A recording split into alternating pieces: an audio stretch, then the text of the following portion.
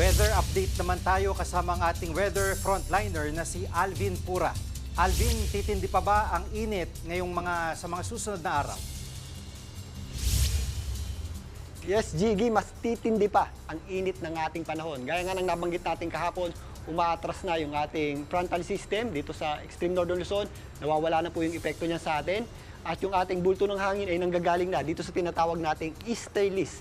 Ibig sabihin po niyan, yung ating hangin ay dumadaan dito sa dagat Pasipiko na kung saan mas mainit at malinsangang panahon po ang dala-dala po niyan. Magpapatuloy yan hanggang Maundy Thursday, hanggang sa Easter Sunday na po. Kaya ngayong Semana Santa, sa mga magbabakasyon, magsuswimming, magmamanata at magproposisyon, maghanda at mag-ingat po tayo sa matinding init ng panahon.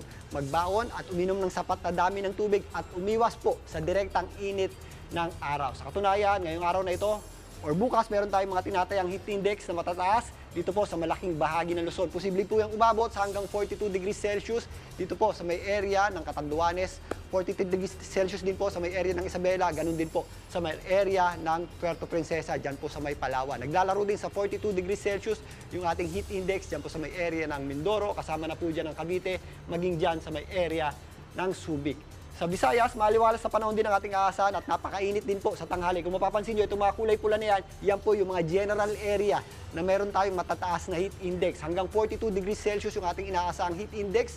Diyan po sa may area ng Western Visayas, kasama po dyan ng Iloilo, maging dito sa may area ng Negros. Ganun din po dito sa itaas na bahagi ng Eastern Visayas, sa Samar, maging dito sa ilang bahagi ng Leyte. Dito naman sa Mindanao, although meron tayong mga tsansa ng pagulan at thunderstorms, diyan po sa may Zamboanga Peninsula, kasama na po dyan ang area ng Soc-Sargen. If ever wala po tayong mga pagulan or thunderstorms, mainit at malinsangan pa rin po ang ating panahon. Posibleng umabot naman sa hanggang 42 degrees Celsius yung ating heat index, diyan po sa may area ng Bukidnon, at maglalaro naman sa hanggang 42 degrees Celsius yung ating heat index diyan po sa may Davao. Pero again, kapag meron po tayong mga thunderstorms, maganda at mag-ingat po tayo sa mga posibleng epekto nito gaya ng mga pagbaha at mga flash floods, especially sa mga low-lying areas. Dito naman sa Metro Manila, sa mga hindi naman bibiyahe, makakaasa pa rin tayo ng maaliwalas at mainit na panahon. Buong linggo na po yan, aabot na po yan hanggang Easter Sunday. Magiging mainit po sa tanghali at pagsapit ng hapon, mas makulimlim po ang panahon natin, pero malagkit pa rin ang pakiramdam. Bihira po ang pag-ulan, pero if ever may mga pag-ulan tayo, ito po yung mga dagdiang mabilis lamang na pag-ulan. Sa mga bibiyahe naman, papuntang Baguio City, sa mga magpapalamig, although hindi kasing lamig nitong buwan ng January at February, may iibsan pa rin yung ating init ng panahon dyan dahil naglalaro sa hanggang 15 to 17 degrees Celsius yung ating temperatura sa umaga, sa gabi at madaling araw. Malamig pa rin po ang gabi at madaling araw, pero pagsapit ng tanghali, masakit pa rin po ang sikat ng araw. Pero again, dahil nasa bundok po ang general area na yan, possible din po yung ating mga isolated na pag-ulan at mga thunderstorms, lalong-lalo sa darating na Maundy Thursday at Black Saturday. Pero relatively, maliwalas po ang panahon natin sa mga pupunta po dyan sa area ng Baguio. Sa area naman po ng Cebu, sa mga bibiyahe dyan at magbabakasyon, maliwalas po ang panahon natin, buong linggo na po yan hanggang Easter Sunday na. If ever may mga pagulan tayo, ito po yung mga isolated lamang o yung mga dagliang pagulan na kadalasang nangyayari tuwing hapon at gabi.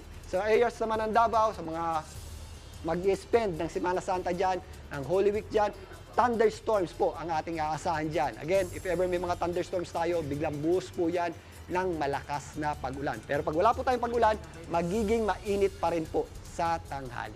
At yan muna ang latest sa ating lagay ng panahon. Muli, ito po ang inyong weather frontliner, Alvin Pura, na lagi may panahon para sa inyo. Mga kapatid, Jiggy Manikad po, iba na ang may alam at may pakialam sa panahon ngayon. Para sa konkreto, kumpleto at komprehensibong balitaan sa Frontline, mag-follow at mag-subscribe sa social media pages ng News 5.